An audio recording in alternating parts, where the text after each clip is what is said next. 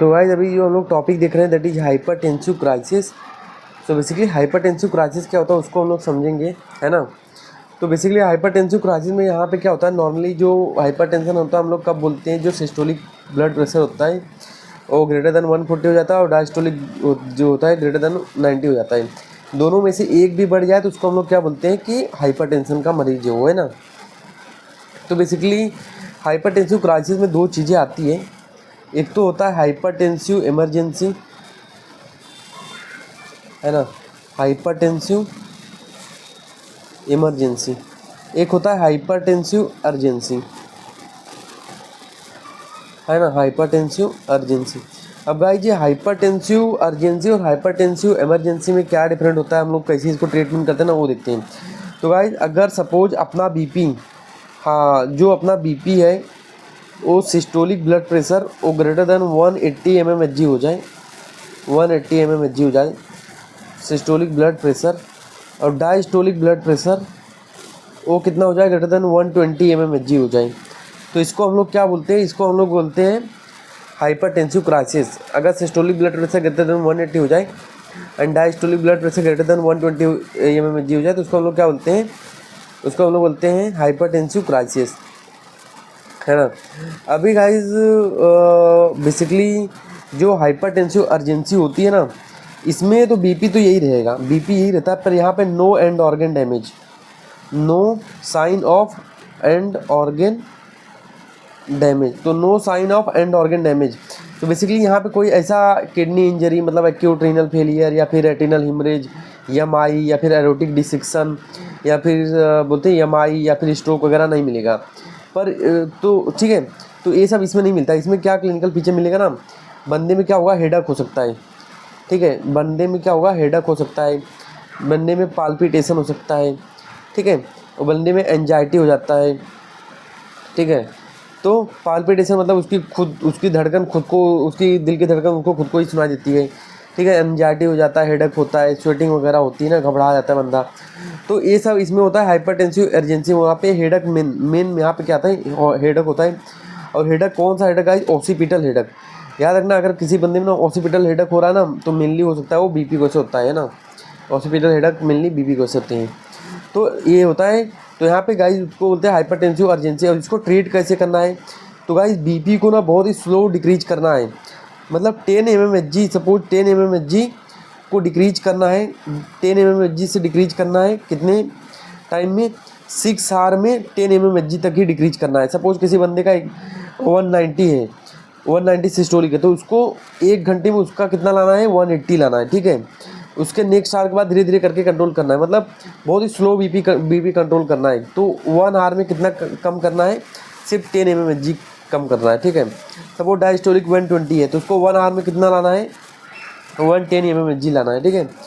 तो अब इसका गाइस ट्रीटमेंट क्या होगा, तो बंदे में हम लोग कैसे करेंगे, तो बंदे में हम लोग बेड रेस्ट कराते हैं। बंदे को क्या कराते हैं, बेड रेस्ट कराते हैं। उसके बाद उसके हेड को क्या करेंगे, एलिवेट कर देंगे, हेड को थोड़ा क्या करेंगे, एलिवेट करेंगे और बेड रेस्ट करा देंगे। उसके बाद कोई सीसीबी दे देते हैं, जैसे कैल्शियम चैनल ब्लॉकर हो गया ना, जैसे अम्लोडिपिन, तो अम्लोडिपिन हम लोग दे सकते हैं 5 mmHg, ठीक है, 5 mmHg, ठीक है, और 5 mmHg हम लोग दे सकते हैं अम्लोडिपिन, है ना। उसके बाद ये अगर ये नहीं है तो निकाडिपिन भी हम लोग दे सकते हैं, निकाडिपिन 20 mmHg, तो ये दे सकते हैं ना, ठीक है। अगर 10 mmHg अम्लोडिपिन नहीं तो 5 mg अम्लोडिपिन नहीं तो 10 mmHg भी अपन दे सकते हैं, सॉरी क्या बोल रहा हूँ, तो कितना 10 mg, सॉरी 10 mg एक अम्लोडिपिन कितना दे सकते हैं, 5 mg, या फिर इसका 10 mg हम लोग दे सकते हैं अम्लोडिपिन का, और निकाडिपिन का 20 mg हम लोग दे सकते हैं ना। तो ये इसका हम लोग दे सकते हैं, सीसीबी दे सकते हैं, या फिर हम लोग प्राजोसिन है ना अपने पास, प्राजोसिन अल्फा चैनल ब्लॉकर, तो उसको 2.5 mg हम लोग दे सकते हैं। तो कोई भी एक मेडिसिन इसमें से हम लोग दे सकते हैं, ठीक है। प्लस माइनस हम लोग डाययूरेटिक ऐड कर सकते हैं ना, एलर्जिक्स वगैरह। पर बेसिकली हम लोग ओरल फॉर्म में और बेड रेस्ट करा देते हैं तो बंदे का बीपी कंट्रोल में आ जाता है ना। उसके बाद गाइज ये अर्जेंसी का ट्रीटमेंट हो गया, है ना, अर्जेंसी का ट्रीटमेंट हो गया। उसके बाद गाइज ना अभी दूसरा बता देता हूँ, हाइपरटेंसिव इमरजेंसी। इसका मतलब क्या होता है ना, इसमें भी बीपी इतना से ज़्यादा होता है, 180 से ज़्यादा सिस्टोलिक होता है, डायस्टोलिक 120 ज़्यादा होता है। पर यहाँ पे sign of end organ damage होता है, एंड ऑर्गन डैमेज के साइन होते हैं। तो यहाँ पे रेटिनल हिमरेज दिखेगा, ठीक है। बीपी हाई होने की वजह से रेटिनल हिमरेज हो सकता है, बंदे में स्ट्रोक आ सकता है, ठीक है। सीवीए हो सकता है उसको, हो सकता है उसको renal failure, acute renal failure में जा सकता है बंदा, है ना, एक्यूट रीनल फेलियर में जा सकता है, ठीक है। उसके बाद मतलब kidney injury, stroke, retinal haemorrhage, and क्या बचा एमआई में बंदा, एमआई बंदे को एमआई हो सकता है, ठीक है, बंदे को एमआई हो सकता है। एरोटिक डिसेक्शन, ठीक है, एरोटिक टीयर हो सकता है गाइस। तो ये सब एंड ऑर्गन डैमेज के साइन। अब जैसे रीनल फेलियर होगा तो बंदे में क्या होगा, ओलिगो यूरिया होगा ना, एन यूरिया होगा। रेटिनल हिमरेज मिलेगा तो पूरी आई जो होता है रेड रेड हो जाएगी, ठीक है। स्ट्रोक मिलेगा तो उसका हो सकता है जो होता है फेशियल पैरालिसिस मिल जाए, पावर उसका डिक्रीज हो सकता है ना, यूनिलेटरल बायलेटरल पैरालिसिस कहीं पे भी हो सकता है उसको, ठीक है। तो ये हो गया। तो यहाँ पे एंड ऑर्गन डैमेज के साइन मिलते हैं। अब यहाँ पे ट्रीटमेंट गाइस ना मेनली इंजेक्टेबल होती हैं। तो यहाँ पे इंजेक्टेबल में जैसे जो ड्रग ऑफ चॉइस आज चल रही है ना, उसको हम लोग बोलते हैं इंजेक्शन एनटीजी, नाइट्रोग्लिसरीन। अभी मैं क्यों बताता हूँ, पहले जो ड्रग ऑफ चॉइस हुआ करती थी ना, जस्ट अ सेकेंड, ओ यार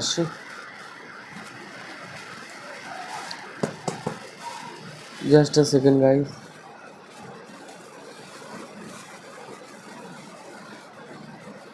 तो कोई नहीं, आप इस पे ध्यान दो। तो एनटीजी जो होता है उसको हम लोग 2 to 3 ml पर हार के हिसाब से हम लोग क्या करते हैं, चालू कर देते हैं ना। 2 to 3 ml हार के हिसाब से उसको हम लोग एनटीजी को क्या करते हैं, चालू कर देते हैं, ठीक है। तो ये हो गया एनटीजी, तो ये हो गया। नहीं तो पहले जो ड्रग ऑफ चॉइस होती थी वो क्या होती है, injection sodium nitrochloride, injection sodium nitrochloride होती थी। उसका जो डोज होता था 0.1 to 0.3 to 1 माइक्रोग्राम पर केजी पर मिनट के हिसाब से देते थे। 0.3 to 1 माइक्रोग्राम पर केजी पर मिनट के हिसाब से जाती थी, ठीक है। उसके बाद गाइस क्या हो गया, जो इंजेक्शन एनटीजी हम लोग बनाते हैं, कैसा कॉम्बिनेशन बनाते हैं, 50/50 का हम लोग कंपोजिशन बना के 2 to 3 ml पर आर के हिसाब से हम लोग चलाते हैं एनटीजी, ठीक है। मतलब नाइट्रोग्लिसरीन है, नाइट्रिक ग्रुप की होती है। इसके अलावा गाइस अगर अपने पास ये नहीं तो इंजेक्शन लेविटालॉल भी अपन दे सकते हैं। अच्छा, इंजेक्शन नाइट्रोक्लोराइड इसलिए हम लोग नहीं देते क्योंकि ये साइनाइड पॉइजनिंग करता है ना, तो ये इंपॉर्टेंट है, साइनाइड पॉइजनिंग करता है। इंजेक्शन लेविटालॉल हम लोग 50 mg IV हम लोग दे सकते हैं। उसके बाद 50 mg IV दे सकते हैं स्ट्रेट। उसके बाद हम लोग इसको रिपीट कर सकते हैं ओवर 5 मिनट। तो ओवर 5 मिनट में हम लोग इसको क्या करते हैं, रिपीट कर सकते हैं। तो 50 mg IV देते हैं और रिपीट कर सकते हैं। आफ्टर 5 मिनट हम लोग इसको क्या कर सकते हैं, रिपीट कर सकते हैं। और इसका मैक्सिमम डोज कितना होता है, 200 mg। तो लेविटालॉल 50 mg IV हम लोग देना है, उसको हम लोग रिपीट कर सकते हैं आफ्टर 5 मिनट। और इसका मैक्सिमम डोज कितना है, 200 mg। इसका इन्फ्यूजन भी आता है, पर इन्फ्यूजन का अपन ध्यान नहीं देना है। 50 mg तुरंत दे देना है बंदे में। उसके बाद उसको 5 मिनट के बाद अपन रिपीट भी कर सकते हैं। और मैक्सिमम डोज 200 mg होती है ना। तो ये लेविटालॉल हो गया, ठीक है। उसके बाद गाइस होता है इंजेक्शन, ये नहीं है तो इंजेक्शन हाइड्रिलाजीन होता है। तो इंजेक्शन हाइड्रिलाजीन जो होता है इसका भी तो 5 to 10 mmHg है ना। तो इंजेक्शन हाइड्रिलाजीन का मैंने क्या बताया, 5 to 10 mmHg ले सकते हैं एवरी 30 मिनट में, एवरी 30 मिनट में। तो बेसिकली जो ड्रग ऑफ चॉइस है तो ये अपन एनटीजी होता है। तो 2 to 3 ml पर आर के हिसाब से 40 करते हैं। तो 50/50 से कंपोजिशन बना के 2 to 3 ml पर आर के हिसाब से अपन चालू करते हैं ना। ये हो गया है ना गाइस। बेसिकली मतलब ये 50 ml NS में हम लोग इसको मिला के दे देते हैं। ये होता है 50/50 का रेशो। तो गाइस ये हो गया। तो इसको हम लोग बोलते हैं हाइपरटेंसिव क्राइसिस, ठीक है। और प्लस माइनस इसको हम लोग टैबलेट भी दे सकते हैं, ठीक है। प्लस माइनस इसको हम लोग टैबलेट भी ऐड कर सकते हैं बंदे में, है ना। तो this is all about the hypertensive crisis. तो सबसे पहले मैंने अर्जेंसी बताया, तो उसमें हम लोग अम्लोडिपिन दे सकते हैं। No sign of end organ damage, जिसमें हेडेक, पाल्पिटेशन, एंजाइटी वगैरह मिल होता है। वहाँ पे बेड रेस्ट कराते हैं, हेड एलिवेट्स करा देते हैं। CCB हम लोग दे सकते हैं। अम्लोडिपिन 5 mg और 10 mg दे सकते हैं, या फिर निकार्डिया 20 mg की दे सकते हैं। अभी प्राजोसिन 2.5 mg दे सकते हैं, ठीक है। अगर हाइपरटेंशन इमरजेंसी है तो ये सब साइन दिखते हैं अपने को, retinal haemorrhage, renal failure, acute renal failure, stroke, EMI, aortic dissection, मतलब उसके बाद रीनल फेलियर हुआ तो ओलिगो यूरिया सब मिलेगा, है ना। हिमरेज होगा तो हेडेक वगैरह मिलेगा। ठीक है। स्ट्रोक के साइन मिलेंगे, जैसे फेशियल पाल्सी हो गया, फिर पावर डिक्रीज हो जाना। तो उसमें ट्रीटमेंट क्या, इंजेक्शन एंटीजी हम लोग चालू कर देते हैं 50/50 के रेशियो से 2 to 3 ml पर आवर के हिसाब से, या फिर sodium nitrochloride 0.3 to 1.0 microgram per kg per minute के हिसाब से दे सकते हैं। या फिर injection labetalol 50 mg IV over 1 minute and can be repeated after 5 minute। Maximum dose कितना है इसका, 200 mg। उसके बाद इंजेक्शन हाइड्रोलाजीन भी हम लोग दे सकते हैं 5 to 10 mg एवरी 30 मिनट में हम लोग इसको दे सकते हैं। 5 to 10 mg एवरी 30 मिनट में हम लोग इसको रिपीट कर सकते हैं। तो guys this is all about the hypertensive crisis.